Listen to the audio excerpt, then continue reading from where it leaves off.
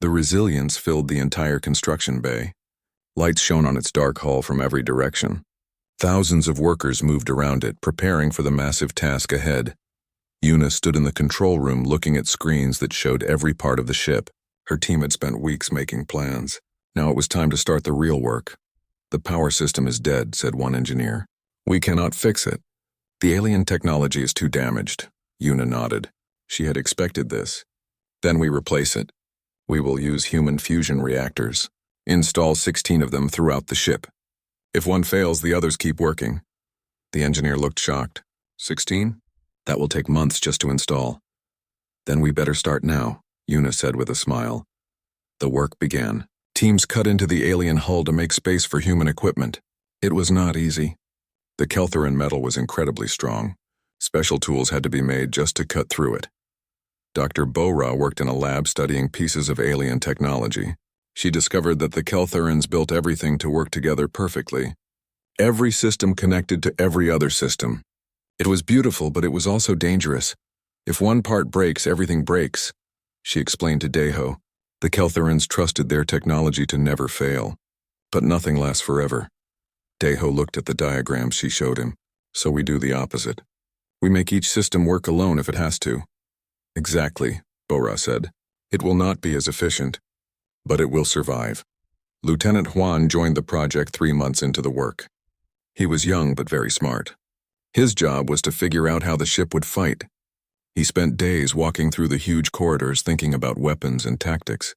The alien weapons were a problem. Some could be repaired, others could not.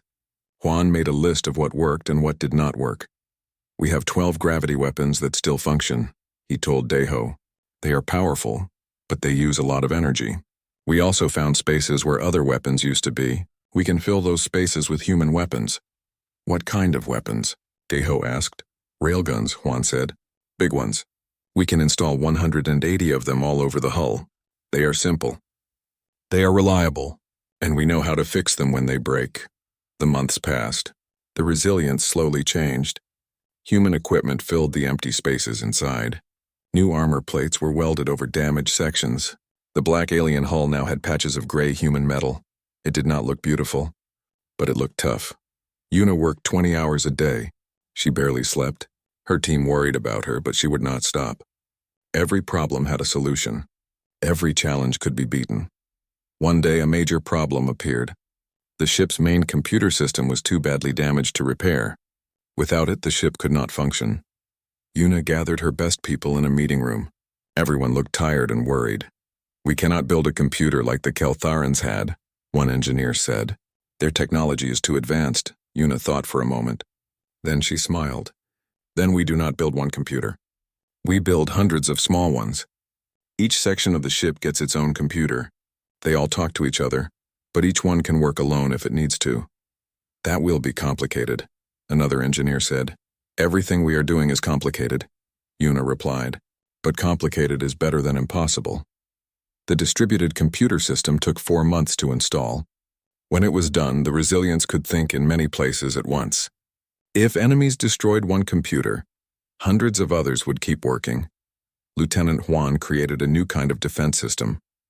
He used thousands of small weapons all over the ship. Each one had its own computer that could aim and fire without waiting for orders. He called it a swarm defense. "Most ships have a few big defense weapons," he explained to Deho.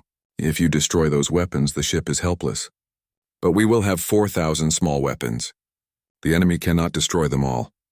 Deho watched tests of the system. Missiles fired at practice targets. The small defense weapons shot them down easily. It was impressive, but not everything went well. Accidents happened. Workers died when a piece of heavy equipment fell. A fire in one section killed 3 more people.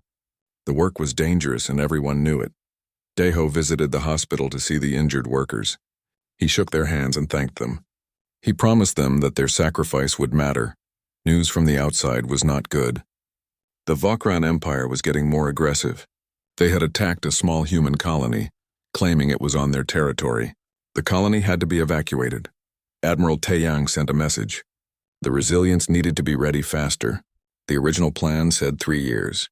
Now they had maybe 18 months. Una called a meeting of all the team leaders. "We need to work faster," she said. I know everyone is tired. I know we are already pushing hard. But we have no choice. The Volcrans are not going to wait for us. The teams doubled their efforts. More workers came. The shipyard ran all day and all night. The sound of construction never stopped. Dr. Bora made an important discovery. Deep in the ship's damaged computer, she found battle records from the Keltheran Empire. She read them late at night, translating the alien language slowly.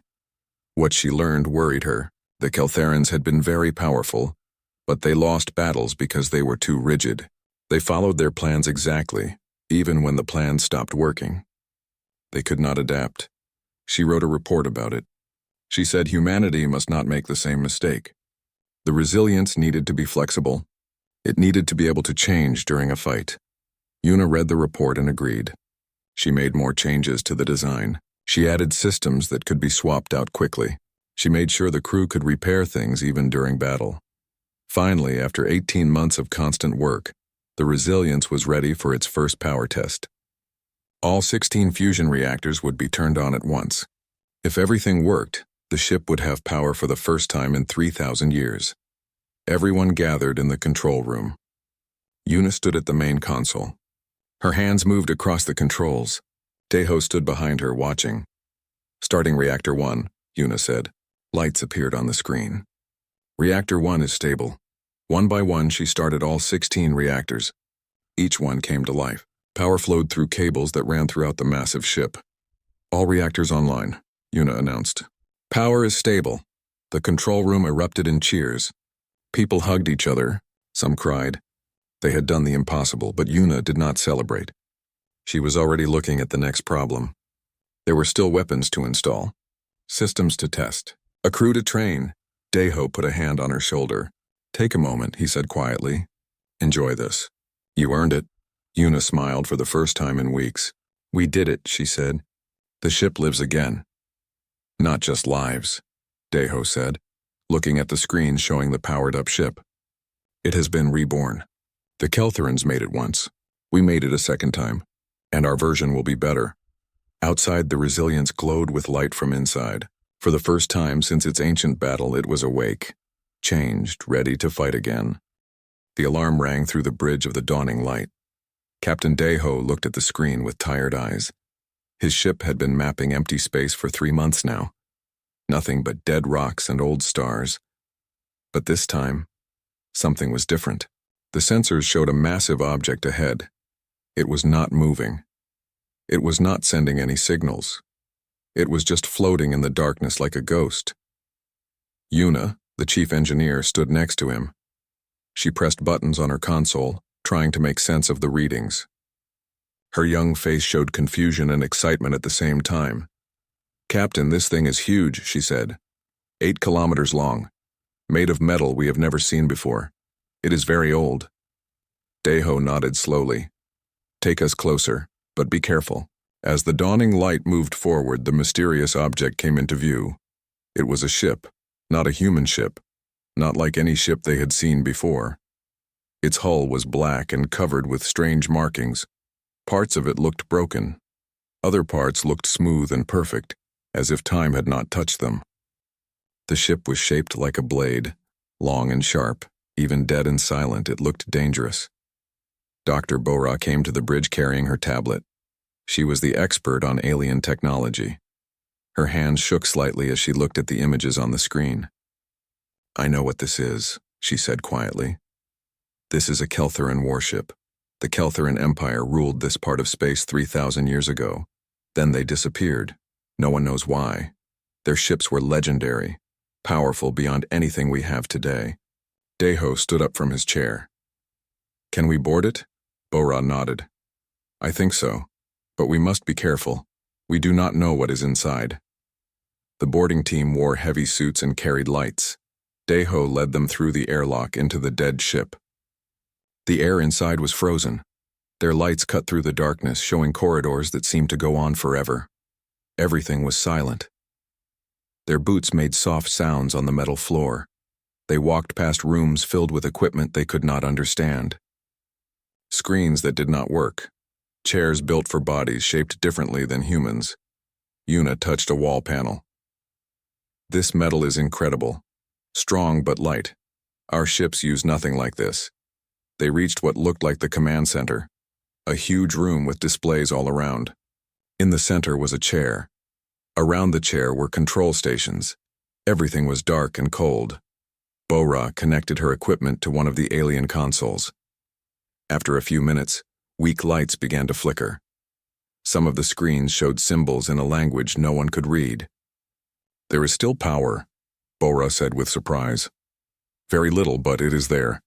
This ship has been dead for thousands of years, but some systems are still alive." Over the next few weeks, more teams came. They explored the giant ship from end to end. They found weapons that used gravity to tear things apart.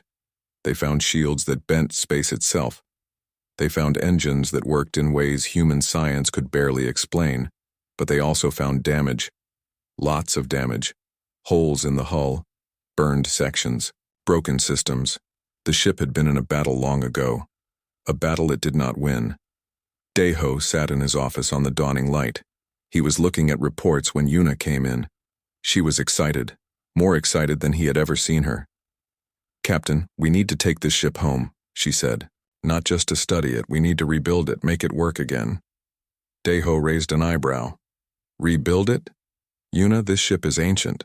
We barely understand how it works." "That is exactly why we should do it," Yuna said, sitting down. "Captain, humanity is weak. We have maybe 50 warships. The Volcran Empire has hundreds. They have been threatening our colonies for years, but this ship, if we can make it work, if we can combine their technology with ours, we could have something powerful, something that could protect us." Deho was quiet for a long moment. He had fought the Volcrans before. He had seen human ships destroyed. He had lost friends. Yuna was right. Humanity needed an edge. "It would take years," he said finally. "It would cost more money than anyone has ever spent on a single ship." "Yes," Yuna agreed. "But what choice do we have? We can study this ship carefully and learn slowly, or we can take a risk. We can try to make it ours." Deho sent the report to Admiral Taeyang on Earth. The admiral was an old military man. He understood strategy. He understood when to take risks. The response came back 3 days later. The admiral wanted to see the ship himself. Taeyang arrived with a fleet of support ships. He was a tall man with gray hair and sharp eyes. He walked through the alien warship slowly, looking at everything. He listened to Bora explain the technology. He listened to Yuna explain her plan. Finally, he stood in the command center and looked around. "This ship fought a battle," Taeyang said. "It lost. The Keltharans are gone. Why do you think we can do better?" Yuna stepped forward. "Because we will not use it the way they did. We will change it, make it ours. The Keltharans built everything to be perfect, but perfect things break when you hit them hard enough. We will build something that can break and still keep fighting." Taeyang smiled slightly. "You want to make it ugly but tough." "Exactly," Yuna said. The decision took weeks. Leaders on Earth argued about the cost. Some said it was too dangerous. Others said it was a waste of resources. But Taeyang pushed hard. He convinced them that humanity needed this chance. The Galactic Council heard about the plan. They were not happy. The Volcran Empire especially made loud complaints. Their representative, High Commander Vector, sent messages demanding that humans hand over the ship for neutral study. "This technology is too dangerous for a young species like humanity," Vector said in his official statement. "The ship should be studied by experienced powers who understand the responsibility." But humanity had salvage rights. The ship was found in unclaimed space. It belonged to whoever found it. The council could complain, but they could not stop it. Taeyang gave the order. The ship would be taken to Orbital Shipyard Alpha 7, the largest construction facility humanity had. It would be rebuilt. It would be made into something new. Deho was given command of the project. He was also given a new rank and a new mission. When the ship was ready, he would be its captain. They named it the Resilience. Moving the giant ship was a huge task. It took 6 heavy tugs working together. The journey to the shipyard took 3 months. All along the way, ships from other species watched. Some were curious, others were suspicious. The Vokrans sent warships to shadow them, staying just far enough away to claim they were only observing. Deho stood on the bridge of the dawning light, watching the dark shape of the Resilience being pulled through space. It looked like a dead thing, but he saw something else. He saw potential. He saw a chance. Yuna came to stand beside him. "Are you worried?" she asked. "Always," Deho said. "But being worried never stopped me before." "The Vokrans are scared," Yuna said, looking at the warships in the distance. "That is why they are here. They are afraid of what we might build." "Good," Deho said quietly. "Let them be afraid. Let them wonder what we are doing. When we are done, they will have more than fear. They will have respect." The Resilience arrived at the shipyard at last. It was pulled into the largest construction bay. Workers in space, suits swarmed around it like insects around a sleeping giant. Yuna looked at the massive task ahead and smiled. She had always loved puzzles. This was the biggest puzzle of her life. An alien warship that did not work, waiting to be reborn. She could not wait to start. The work was about to begin. The victory at Calaris changed everything. Across the galaxy, people talked about the battle. Some called it lucky, others called it a miracle. But everyone agreed on one thing. Humanity was no longer weak. The Vokran Empire was furious. They claimed the battle was unfair. They said humanity used illegal weapons, but nobody believed them. They had attacked first. They had lost Vector, convinced other aggressive species to join him. Together, they formed a coalition. Their goal was simple: stop humanity before humans became too powerful. The Resilience limped to a forward repair base. The damage from the battle was severe. Yuna and her teams worked day and night to fix it. They replaced the destroyed sections. They upgraded systems based on what they learned in combat. "The modular design saved us," Yuna explained to Deho. "We can replace entire sections in days instead of months. I am installing better armor in the damaged areas. When we are done, the ship will be stronger than before." Deho nodded, but he looked tired. The weight of command was heavy. 600 people had died under his orders. He visited the memorial wall every day, looking at their names. Lieutenant Juan noticed the captain's mood. One evening he found Deho sitting alone in the observation deck staring at the stars. "Captain," Juan said quietly, "may I speak freely?" "Always," Deho replied. "The people who died, they knew the risks. They chose to serve. Because of them, 2 million colonists are alive. You did not waste their lives. You gave them meaning." Deho was quiet for a long time. "Thank you, Juan, but the burden is still mine to carry." The repairs took 3 weeks. But before they were finished, a new crisis emerged. A human research station sent a distress signal. They were under attack. The Resilience was the only ship close enough to help. Even though repairs were not complete, they went anyway. This became a pattern. Over the next 3 months, the Resilience fought 6 major battles and dozens of smaller ones. The Vokrans were forcing them to fight everywhere at once. It was a strategy of exhaustion. At Nexus Station, they defended civilian ships during an evacuation.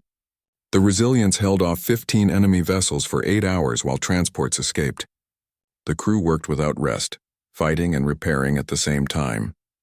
In the Drift Nebula, the Vokrans used new weapons designed specifically to counter the Resilience's adaptive systems. The battle was brutal. The ship took damage that should have destroyed it. But it survived. Always it survived. At Outpost Meridian, they faced a 4-day siege. The enemy surrounded them, cut off their supplies, tried to starve them out, but the crew held on. They rationed food. They slept at their stations. They refused to surrender. Each victory came at a cost. More crew members died. More systems broke down. The ship was covered in temporary repairs. Some sections were held together with emergency welds and determination. Yuna barely slept anymore. She lived in the engineering sections, constantly fixing things that broke. Her uniform was always dirty. Her eyes were red from exhaustion. But she never complained, never stopped working. One day she collapsed. Her assistants found her unconscious on the floor. They took her to medical. The doctor said she had worked herself to the point of breaking. Deho visited her in the hospital. She tried to get up when he entered. Captain, I need to get back to work. The port side reactors need attention. No, Deho said firmly. You need to rest. That is an order. Yuna looked frustrated. But the ship needs me. The ship needs you healthy, Deho replied. You trained your teams well. Let them do their jobs. You cannot fix everything yourself. Lieutenant Juan was changing too. The constant combat was wearing on him. He had to make life and death decisions every day. Which weapon to use, which course to take. Each choice meant people lived or died. He started having nightmares. In his dreams, he made the wrong choice. The ship exploded. Everyone died. He would wake up sweating, unable to go back to sleep. Dr. Bora noticed. She found him one night in the research lab staring at tactical simulations. You cannot prepare for every situation, she said gently. No one can. I have to try, Juan said. If I miss something, people die. People die anyway, Bora said. That is the nature of war. You do your best. That is all anyone can ask. But something remarkable was happening among the crew. They were becoming more than just people working together. They were becoming a team, a family. They learned to anticipate each other's needs. Engineers knew what repairs to make before being asked. Gunners coordinated their fire without direct orders. Damage control teams moved to trouble spots instinctively. The ship itself seemed to respond. The distributed computer system learned from each battle. It adapted faster, made better decisions. The resilience was becoming more than just a machine. It was alive in a way no ship had ever been before. Admiral Taeyang watched from Earth with growing concern. The resilience was winning, but it was also dying slowly. Each battle wore it down a little more. He wanted to recall the ship. Give the crew a rest. Do proper repairs, but Deho refused. If we withdraw now, the Vokrans will know they can beat us through exhaustion. We have to keep fighting. Show them we never quit. Then intelligence brought troubling news. Vector was assembling a massive fleet. 60 warships, the largest force ever gathered against a single target. He was planning one final battle. A battle meant to destroy the resilience completely. The location was public. The Crucible system. Vector was daring humanity to respond. It was a trap. Everyone knew it was a trap. Deho called a meeting of his senior officers. They gathered in the conference room. Everyone looked exhausted, but everyone was still determined. 60 ships, Deho said. If we fight, we probably die. If we withdraw, we show weakness. What do you think? Yuna spoke first. She had recovered from her collapse but still looked tired. We fight. This ship was built to take damage, to survive. Let us prove it, Juan nodded. I agree. We have learned so much from the previous battles. I have ideas. Tactics they will not expect. Dr. Bora had been quiet. Now she spoke. I found something in the Keltheran records. Something important. The original ship had a system the Keltherans never used. They were afraid of it. Everyone turned to look at her. It is a distributed battle network, Bora explained. It allows every system on the ship to work independently but also together. No central control. Complete adaptation. The Keltherans never activated it because it meant giving up direct command. Can we activate it? Deho asked. Yes, Bora said. But it is risky. Once activated, we cannot fully control what the ship does. We can only guide it. Deho thought about this. Then he smiled. That sounds like humanity. We never liked being told exactly what to do either. If we are going to fight 60 ships, we need every advantage. We activate the system. The crew prepared for what might be their last battle. They wrote letters to their families. They checked their equipment. They said goodbye to friends just in case, but nobody talked about surrender. Nobody suggested running away. They were the crew of the Resilience. They did not know how to quit. The ship left for the Crucible system. Behind them, all of humanity watched and waited. The galaxy watched too. This would be the battle that decided everything. The message came early in the morning. Deho was in his quarters on the Resilience when the alarm sounded. He was dressed and on the bridge in less than 2 minutes. What is happening? He asked. Lieutenant Juan turned from his station. His young face was serious. The Vokrans crossed the border.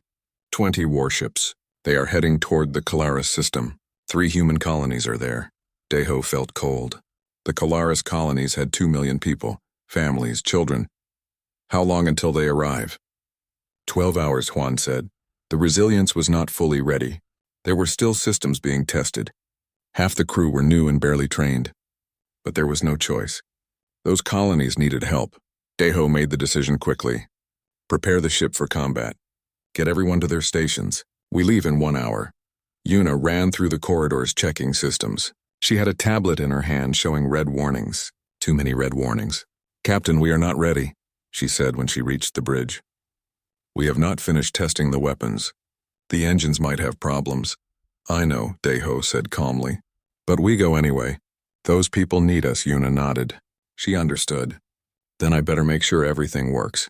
The Resilience left the shipyard. Its engines roared to life. The massive ship moved slowly at first, then faster. Stars became lines of light as it jumped into faster-than-light travel. Inside, 12,000 crew members prepared for battle. Many had never been in a real fight before. They were scared, but they had trained for this. They knew what to do. Juan studied the enemy. The Vokrans are using a standard battle formation. 20 ships in a wall. They will try to hit us with everything at once. Overwhelming firepower is their favorite tactic. Deho looked at the tactical display. "What do you recommend?" "Do not fight them head-on," Juan said immediately.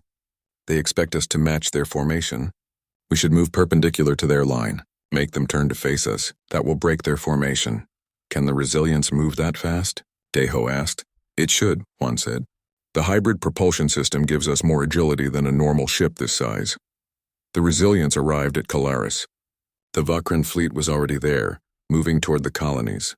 When they detected the human ship, they stopped. High Commander Vector stood on the bridge of his flagship. He looked at the strange ship on his screens.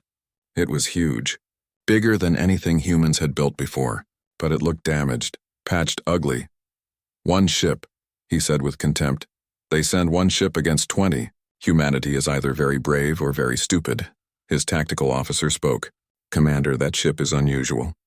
Our sensors cannot identify all of its systems. Some of the technology is unknown." "It does not matter," Vector said. "Prepare to attack.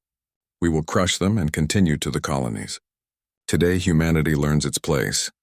The Vokran ships formed their battle wall. It was an impressive sight. 20 warships in perfect formation, weapons charged and ready. On the Resilience, Deho watched them calmly. "Juan, execute your plan. All power to engines. Take us perpendicular to their formation." The Resilience accelerated suddenly. It moved in a direction the Vokrans did not expect.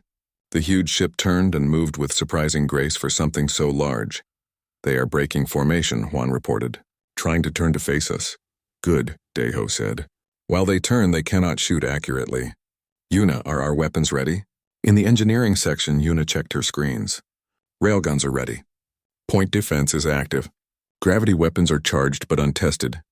"Then I guess we test them now," Deho said. The Vokrans fired first. Hundreds of missiles launched toward the Resilience. It was their standard opening move. Overwhelm the enemy with missiles, then finish them with energy weapons. But something unexpected happened. The Resilience's point defense system activated. 4,000 small weapons began firing, each one aimed independently. Each one chose its own targets. Missiles exploded in space. Hundreds of them. The few that got through hit the adaptive armor, which immediately redirected power to those sections. The armor held. On the Vokran flagship, officers stared in shock.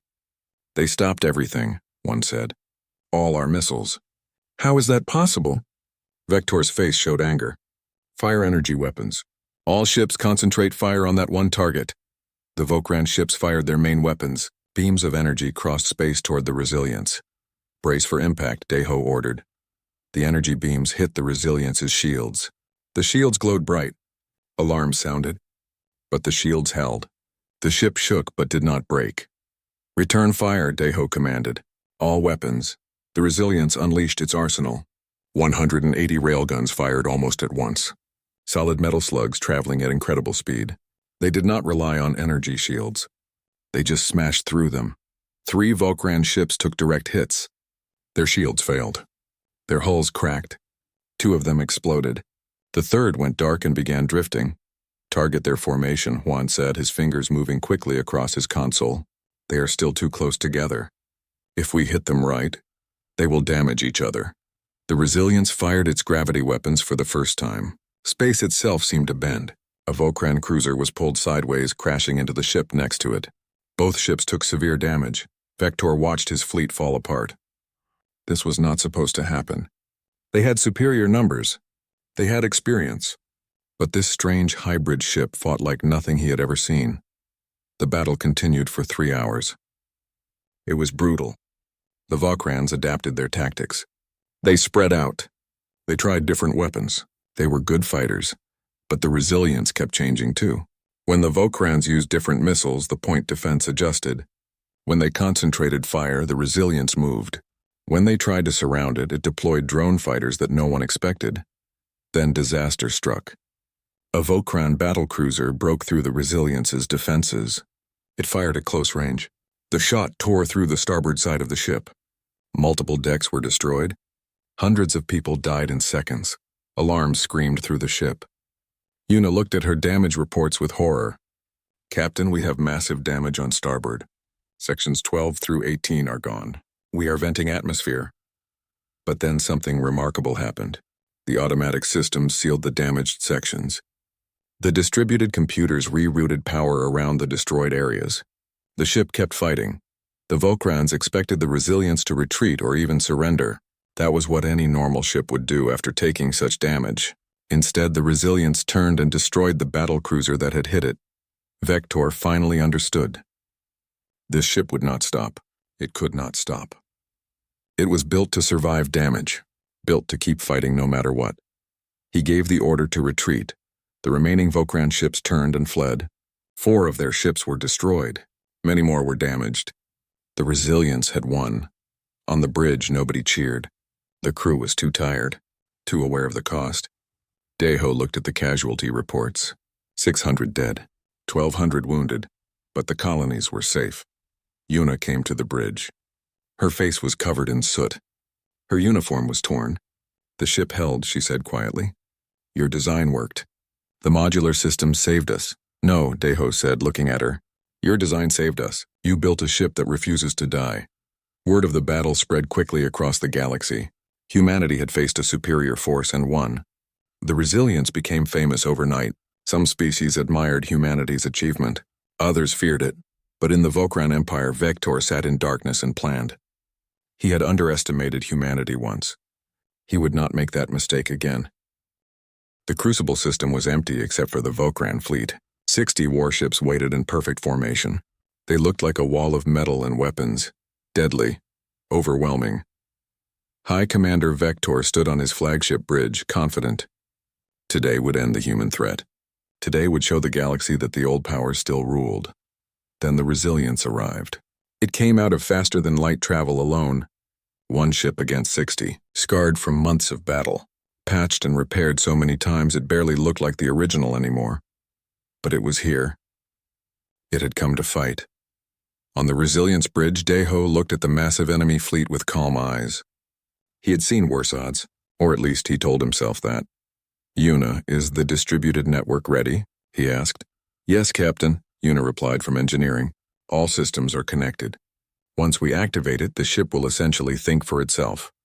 Every weapon, every shield, every computer will work together but independently." "Juan, are the crew ready?" Deho asked. "As ready as they will ever be," Juan said. "Everyone knows their job.